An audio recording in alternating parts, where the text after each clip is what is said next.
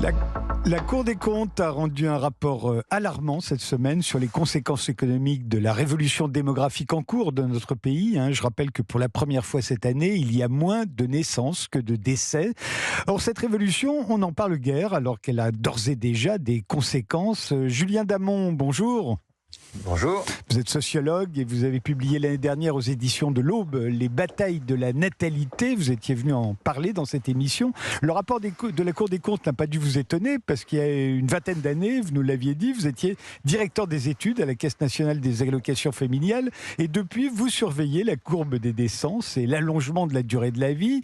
C'est une révolution à bas bruit, mais qui change déjà beaucoup de choses.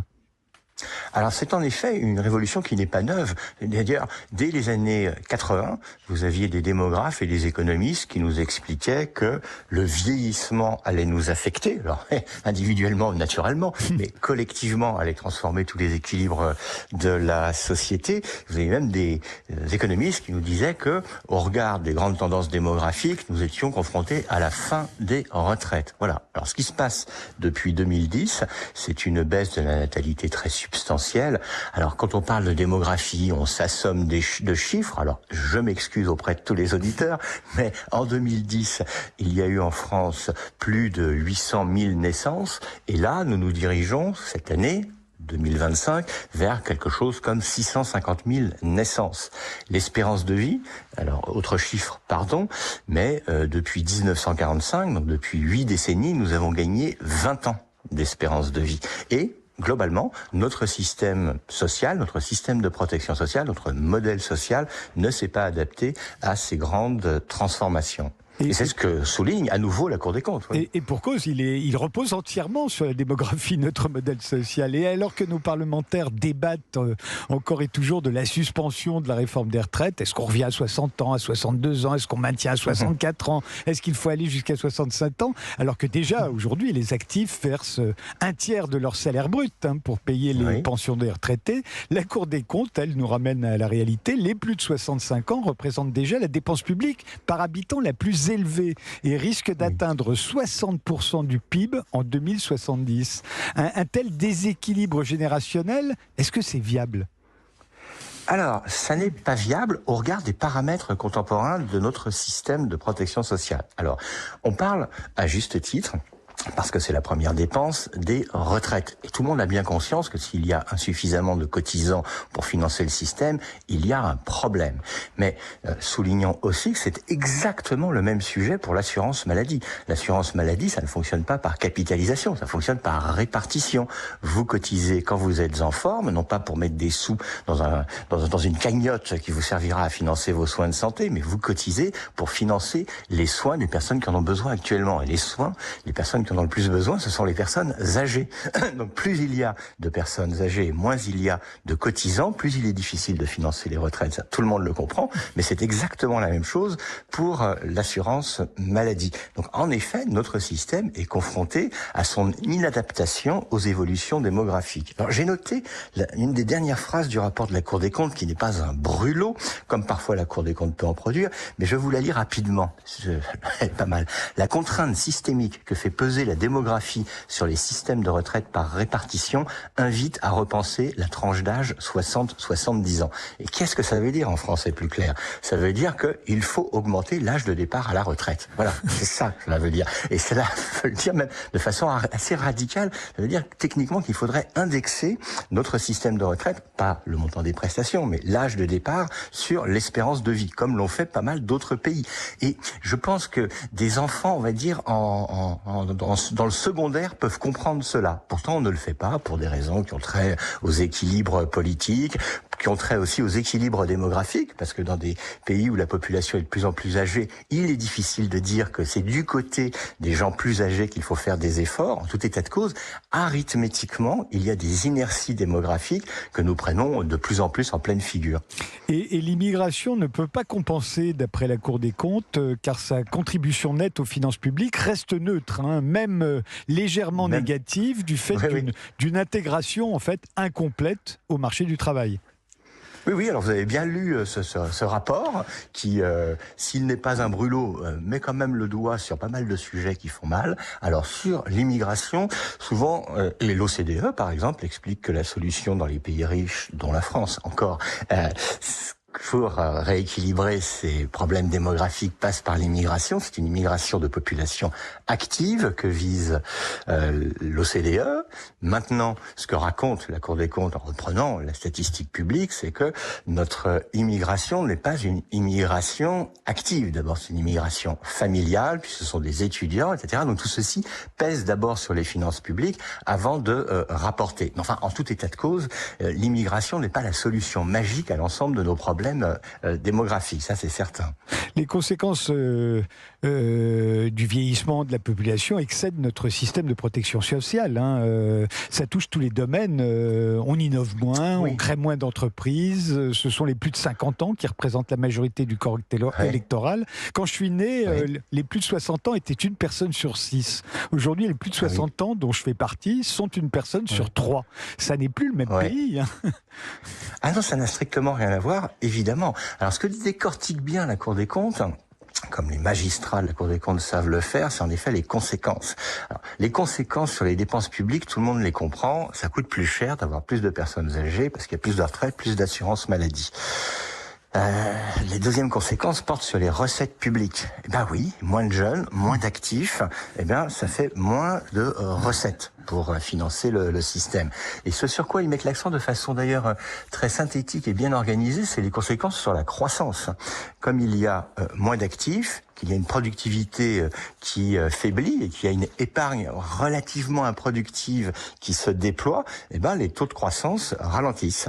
Donc nous sommes en effet dans une situation extrêmement problématique. Vous ajoutez, Frédéric, en citant votre situation, un problème politique qui est très important. C'est que le corps électoral est en effet lui-même vieillissant et vous avez un sujet clé, je trouve, qui est de savoir si, pour le présenter de façon synthétique aussi, on doit faire des crèches ou des EHPAD aujourd'hui. Oui, on va faire une pause en attendant et oui, je vous redonne la parole. Ah oui, alors après je vous raconterai les crèches ou les EHPAD. D'accord, juste après. Nous sommes toujours avec le sociologue Julien Damon, l'auteur des Batailles de la natalité, qui réagit au rapport de la Cour des comptes sur les conséquences économiques de la révolution démographique en cours dans notre pays. Vous vous demandiez s'il fallait construire des crèches ou des EHPAD. Ah oui, c'est une excellente question, car au regard de nos inerties démographiques, il faut mettre nécessairement l'accent sur la prise en charge des aînés, puisqu'ils sont là et ils ont besoin de ces services.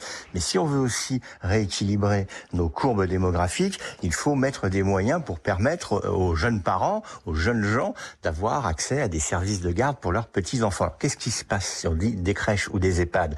Comme les élections municipales se profilent, vous avez tous les élus, tous les futurs élus qui vont vous dire « je fais les deux, mon capitaine ». Mais dans un contexte de crise budgétaire considérable, il faut faire des choix. Et avoir besoin de services pour les aînés, eh bien c'est un sujet qui dure beaucoup plus longtemps qu'avoir besoin de services pour les petits-enfants de 0 à 3 ans. Comme il y a plus d'aînés et que ça dure plus longtemps et que les aînés votent plus, eh bien nous sommes, c'est vrai, confrontés à une bagarre d'équilibre politique parce que la priorité va être de plus en plus sur les plus âgés et de moins en moins sur les plus jeunes. Alors je ne dis pas ça avec un ton dépité, c'est un constat, c'est un problème parce que dans un pays à croissance ralentie, il ne faut pas non plus qu'on dérive vers une gérontocratie.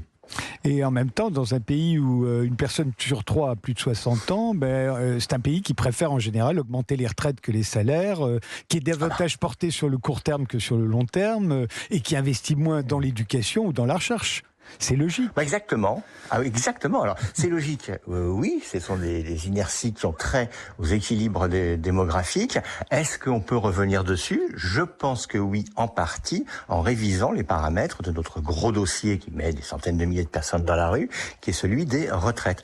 Comme le dit la Cour des comptes, en termes diplomatiques, il faut travailler davantage entre 60 et 70 ans. Qu'est-ce que ça veut dire cela? Ça veut dire permettre aux seniors de rester dans l'entreprise. Oui, c'est assez compliqué en France. Ça veut dire, augmenter l'âge de départ à la retraite. Ça, c'est le premier élément, parce que ça rééquilibre un peu le système, et parce que ça permet de faire rentrer des cotisations pour financer le système social à partir des gens qui travaillent. Donc ça, c'est du côté des plus âgés, des seniors. Mais il faut aussi, ça la Cour des comptes l'évoque que de façon très elliptique, mais c'est un sujet aussi important, il faut aussi que les juniors travaillent davantage. C'est un autre point qui met encore de l'ambiance dans les discussions de café, à table ou à l'université, mais nous avons des taux d'emploi qui sont plus faibles du côté des âgés, mais aussi du côté des jeunes. Parce qu'ils font, pour certains d'entre eux, on va le dire de la sorte, des études trop longues qui ne leur servent pas à grand-chose. Si ils sortaient de l'université plus tôt, ils entreraient dans l'activité plus tôt, et à ce titre, eh bien, ils cotiseraient plus tôt, et comme ils seraient autonomes plus tôt, ils pourraient même avoir davantage d'enfants plus tôt. Voyez, alors j'ai pas la solution miracle à tous les problèmes, mais je dis qu'il faut réviser notre système pour que les plus âgés travaillent davantage, mais aussi pour que les plus jeunes soient autonomes plus tôt. Au fond, le problème, c'est, vous le disiez bien dans votre livre d'ailleurs, Julien Damon, c'est que la fécondité, ça ne s'explique pas. Et que les batailles pour la natalité n'ont jamais eu vraiment de résultats probants. Il n'y a pas de baguette magique qui ferait qu'on se remet à faire des enfants. Oui, alors chacun a son explication à la baisse de la fécondité et chacun a son idée pour la faire augmenter. Et d'ailleurs, je compte parmi les coupables. Vous évoquez le fait que si les jeunes faisaient des études moins longues, peut-être pourraient-ils avoir davantage d'enfants. Mais plus généralement, c'est vrai, la fécondité est fonction des conditions de vie des gens, mais plus fondamentalement des considérations sur la vie. Et ce sont des décisions qui sont éminemment individuelles et conjugales. Et on a l'impression, les responsables publics ont l'impression que ils peuvent régenter la vie des gens ou qu'ils auraient une incidence sur des phénomènes aussi mystérieux parfois que le choix de faire des enfants. Alors, habituellement, on estime que ce qu'il faut faire, c'est mettre davantage de sous dans la machine étant la politique familiale, avec les allocations familiales, les réductions d'impôts, etc., etc. Et en réalité, le lien est assez ténu entre l'ampleur de la dépense sociale et la fécondité. Il faut innover en la matière, peut-être en travaillant davantage plus tôt quand on est jeune, peut-être aussi en aidant les gens à se rencontrer, parce qu'on oublie ce point absolument capital, c'est que pour faire des enfants, il faut être deux, et que la progression de l'isolement et de la solitude est un problème majeur. Donc je pense que sur ces questions, plutôt que les recettes anciennes, habituelles, qui n'ont pas fait montre de leur haute performance, il faut trouver des idées neuves en matière de fécondité, tout en ayant à l'esprit, comme le dit la Cour des comptes, qu'il ne faut absolument pas rêver de transformations très importantes en la matière, parce que cette baisse de la fécondité, elle affecte la France, elle affecte les pays riches, mais en fait, elle affecte le monde entier. Oui, effectivement, on fait de moins en moins d'enfants partout dans le monde. Juste un petit mot, parce que je m'en souviens, dans votre livre, vous parliez des allocations familiales telles qu'on les a organisées au lendemain de la Seconde Guerre mondiale. À l'époque, on voulait des familles nombreues. Mais aujourd'hui, il n'y a plus de familles nombreuses. En fait, il faudrait que les allocations familiales, ça démarre dès le premier enfant. En fait, ça changerait tout. Oui, ça ne changerait pas tout, ça changerait l'édifice des allocations familiales. Mais c'est vrai que l'idée force dans l'esprit français des responsables publics qui ont été à la manœuvre sur ces dossiers, c'était de dire le premier enfant vient tout seul. Le deuxième, il faut aider un peu. Le troisième, il faut beaucoup aider. Ce qui fait que les allocations familiales augmentent beaucoup en fonction du nombre d'enfants, mais elles sont à 0 € au premier enfant. Alors que le sujet contemporain, c'est de faire le premier. Voilà. Merci encore, Julien Damon. Les batailles de la natalité, c'était paru aux éditions de l'Aube. On a maintenant rendez-vous avec Virginie Martin. On va parler drogue et séries télé.